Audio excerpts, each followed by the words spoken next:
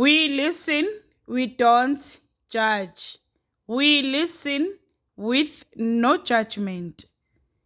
Indaba ka-Anonymous osibhalele namhlanje ifundeka kanje. Ugogo wami uyathakatha. Ngikhuliswe ugogo ozala ubaba. Umama yena angimazi. Uma ngizwa kuthiwa wayedabuka e-Eastern Cape. Wangishiya kugogo ngino 3 months ngizelwe.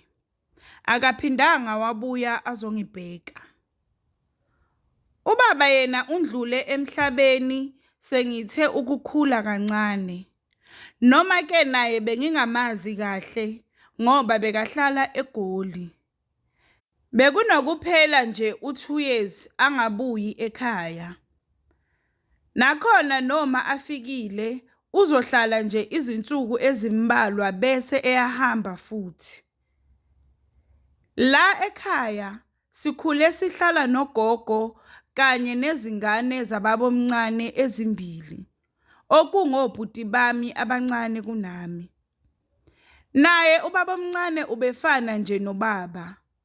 Kodwa ke yena usaphila. La ekhaya kunendlu esingavumelekile ukungena kuyo.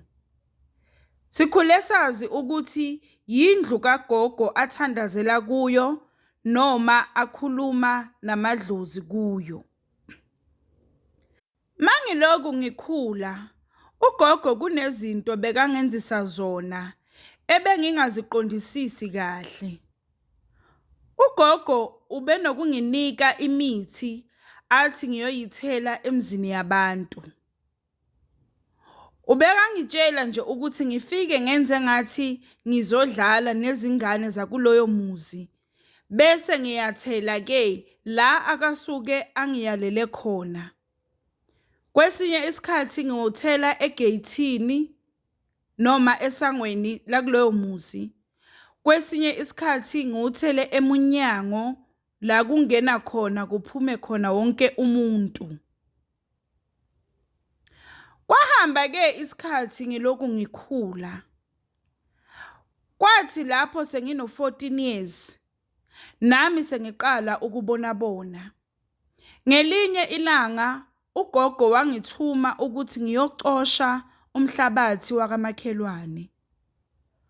Ubhuti wakhona wayeqeda ukuthenga imoto. So ugogo wangithuma ukuthi angiyocosha umhlabathi wala bekume khona le moto.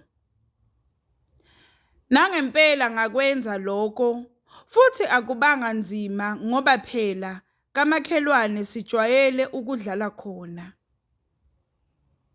Akuphelanga iviki lo bhuti wathola ingozi yemoto washona.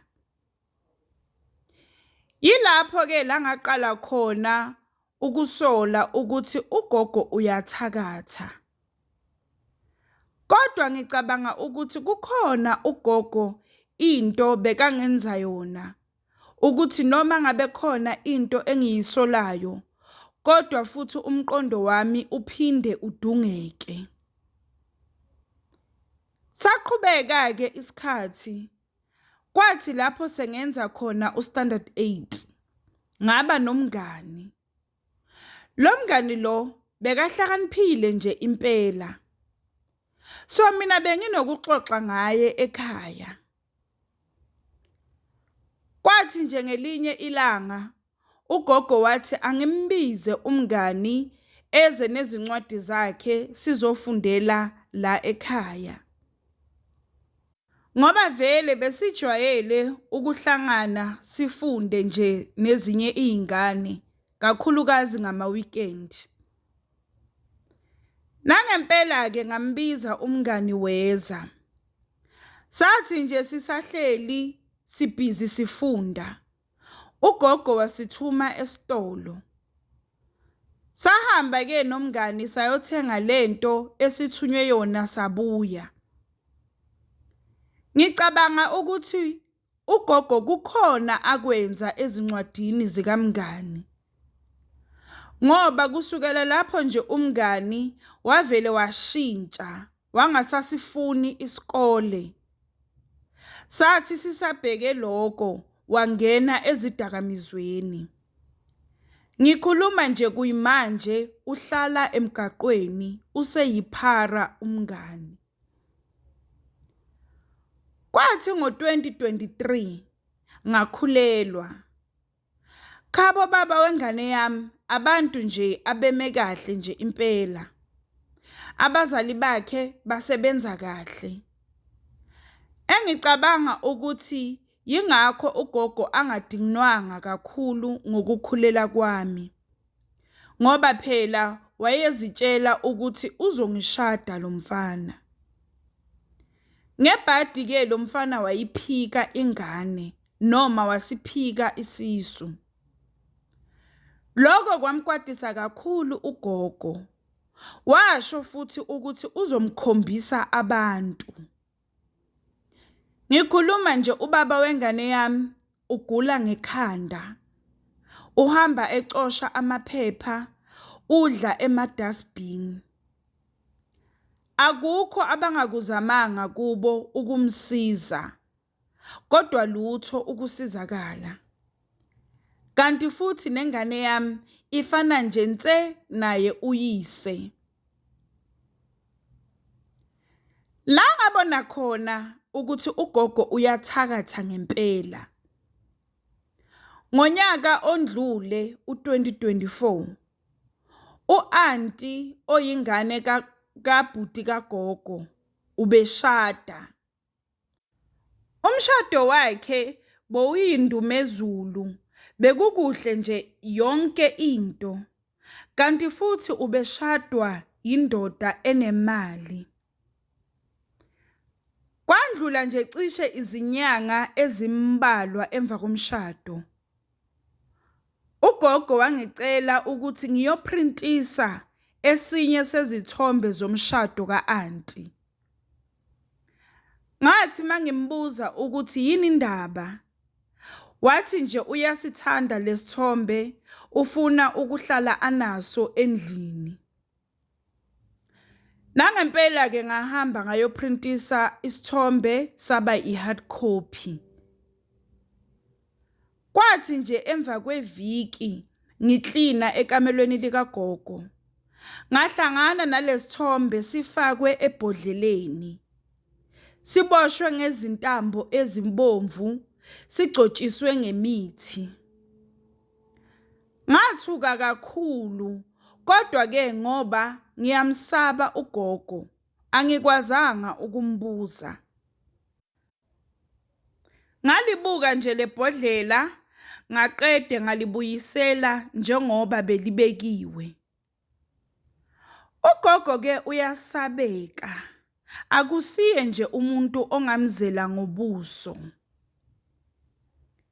Ngalolo suku ke ugogo wahamba nje ntambama ngabo 6 wathi uyokhuleka entabeni.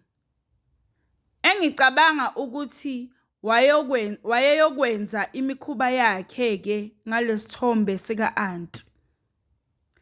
Vele kusukela ngalolo suku angiphindanga ngalibona lelo bhodlela. Ngicela ukunitshela ukuthi umshado ka-anti uphelile. U-anti ubuyile ekhaya, washiya umuzi wakhe nezingane zakhe ezimbili. Ngoba asisondelananga kangako naye u-anti, okuningi angikwazi okwenzeka emshadweni wakhe.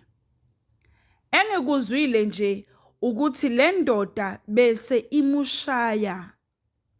Ngoba abuyile nje imushaye waze wajika esibhedlela. Ziningi nje izinto ezimbi ugogo azenzile emphakathini nasemndenini. Ugogo nje akusiye umuntu ofuna ukubona abanye abantu baphumelela. Ngiyafisa ukukhuluma, kodwa angazi ukuthi ubani ozongikholwa. Ngoba phela ugogo yilabantu ababukeka belungile emehlweni wabantu. Yilabantu nje ongabaphikela. Enye into ke eyenza ngisabe ukukhuluma ukuthi ngiyasaba ukuthi ngizophelelwa yindawo yokuhlala. Ngoba ngishilo ukuthi umama angimazi. Nangapha angisebenzi ngondliwa wuye logogo. Ngapha senginengane. Kuningi nje angisafuni ukuhlala lana. Nalendlu ke engavulwa ngicabanga ukuthi kunemfene lapha. Ngendlela lendlu kagogo isabeka ngakhona noma kuthiwa ufikelwa umcabango wokuyoyivula uvele ushaywe olunye uvalo. Yazi angazi ukuthi why ugogo angasebenzisi lemithi yakhe ukuthi siphumelele.